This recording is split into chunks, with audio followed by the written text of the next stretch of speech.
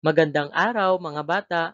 Muli, ito si Teacher JM at tayo mag-aaral ng Summative Test Reviewer sa GMRC 1 ng Quarter 3, Week 1 at 2.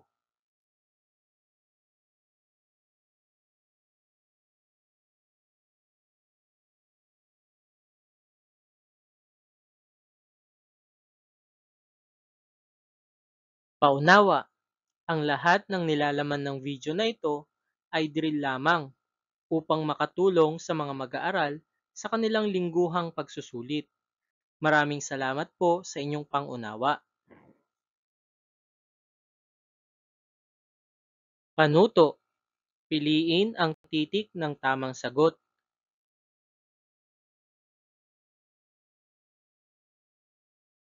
Number 1. Ano ang dapat mong sabihin kapag may nagbibigay sa iyo ng regalo? A. Wala lang. B. Salamat po. C. Akin na lang. D. Umalis ka na.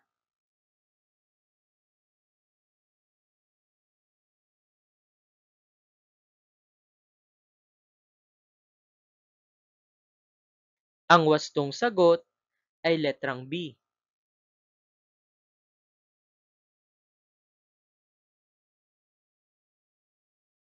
Number 2. Alin sa mga kilos ang nagpapakita ng paggalang? A. Pagsigaw sa kausap. B. Pagmamataas sa iba. C. Paggamit ng po at opo. D. Pag-alis ng walang paalam.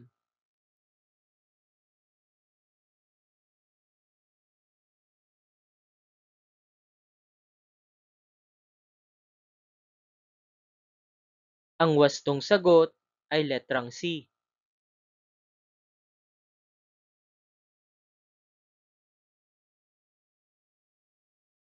Number 3. Paano mo maipapakita ang paggalang sa iyong guro? A. Maglaro sa oras ng klase. B. Makinig habang nagsasalita. C. Tumawa habang nagtuturo siya. D. Tumalikod habang nagtuturo siya.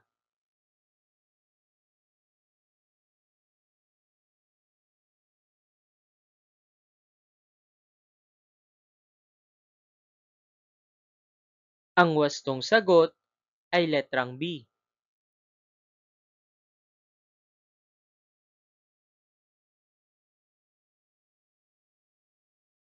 Number 4.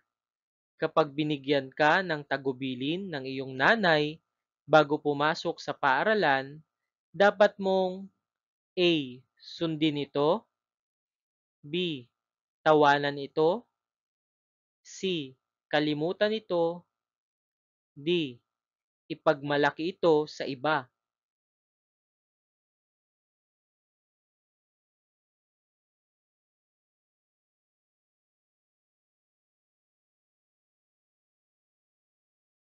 Ang wastong sagot ay letrang A.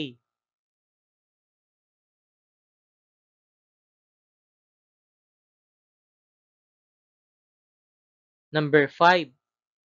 Ano ang ibig sabihin ng tiwala sa sarili? A. Pagtatago ng kakayahan. B. Pagmamataas sa kapwa. C.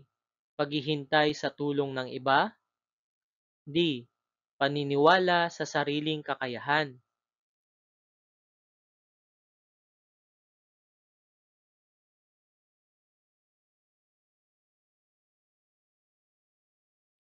Ang wastong sagot ay letrang D.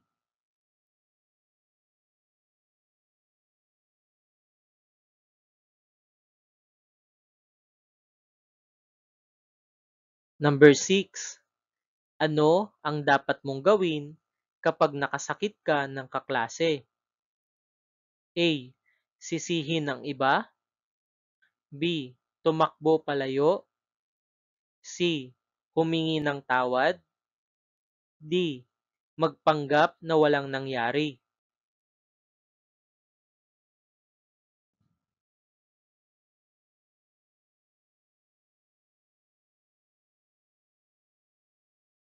Ang wastong sagot ay letrang C.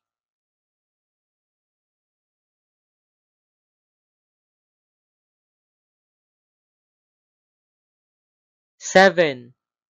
Ang pagsunod sa mga tagubilin ng pamilya ay nakakatulong sa A.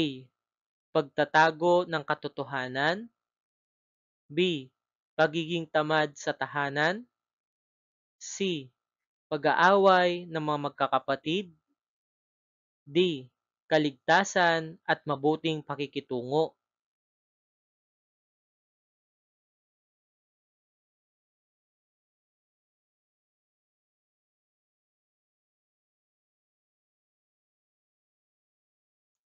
Ang wastong sagot ay letrang D.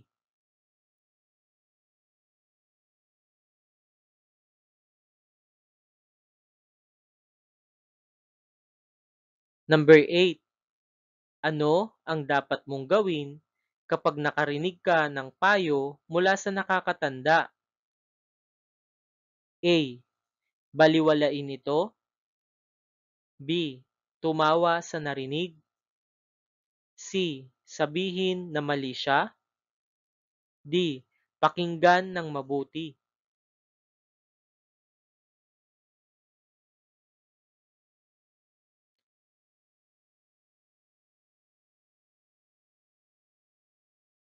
Ang wastong sagot ay letrang D.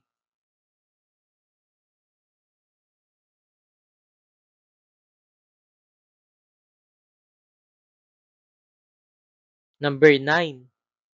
Ang batang magalang ay laging blank. A. Nagpapakita ng inis. B. Umiiyak kapag sinaway. C. Nagsisigaw sa magulang. D. Nagsasabi ng po at opo.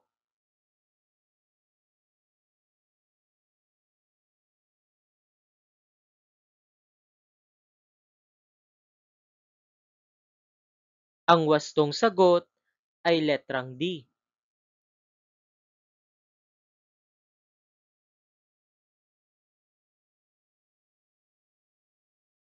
Number 10. Ang tiwala sa sarili ay naipapakita sa pamamagitan ng A. Pagliban sa klase. B. Pagsuko agad sa problema. C. Pagpapakita ng kakayahan. D. Pagpapanggap na matalino.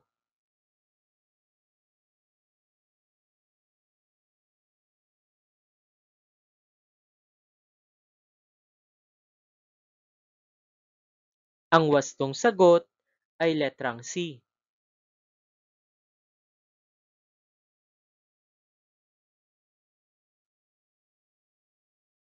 Panuto. 11. Ang pagsunod sa magulang ay isang paraan ng paggalang.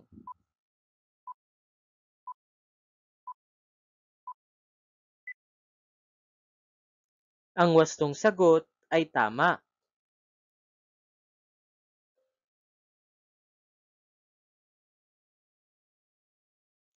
Number 12. Ang paninigaw sa nakakatanda ay magandang asal.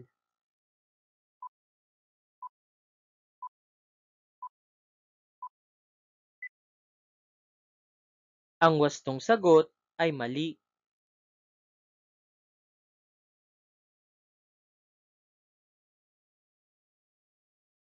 13. Ang paggamit ng po at opo ay tanda ng paggalang.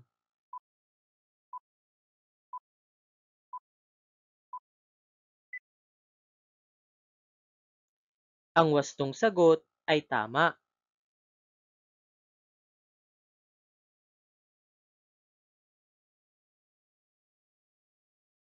14. Ang pagtulong sa kapwa ay isa sa mga tagubilin ng pamilya.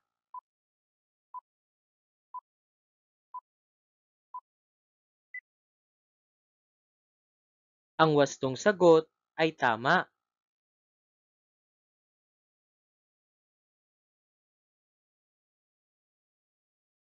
15. Ang hindi pakikinig sa guro ay wastong pag-uugali.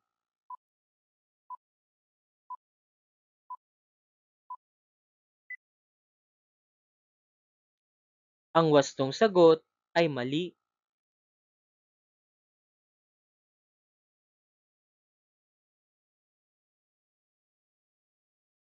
16. Ang pagkakaroon ng tiwala sa sarili ay nakakatulong upang magtagumpay.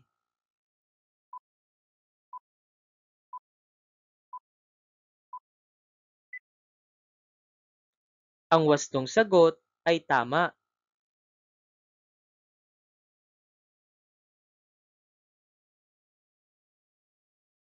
17. Ang paggalang ay mahalaga upang magkaroon ng mabuting ugnayan sa kapwa.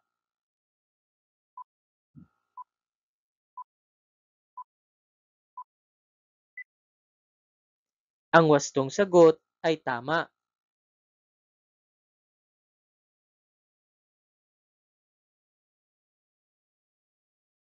18.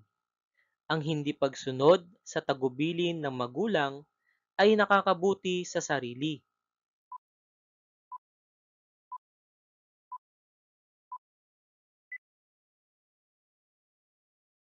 Ang wastong sagot ay mali.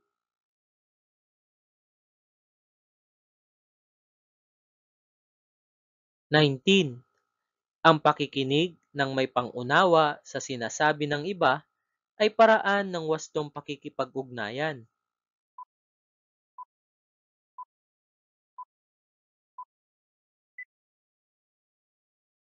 Ang wastong sagot ay tama.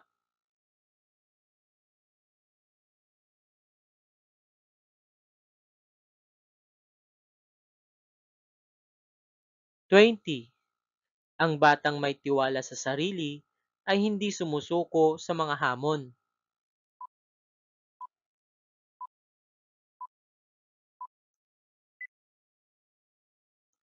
Ang wastong sagot ay tama.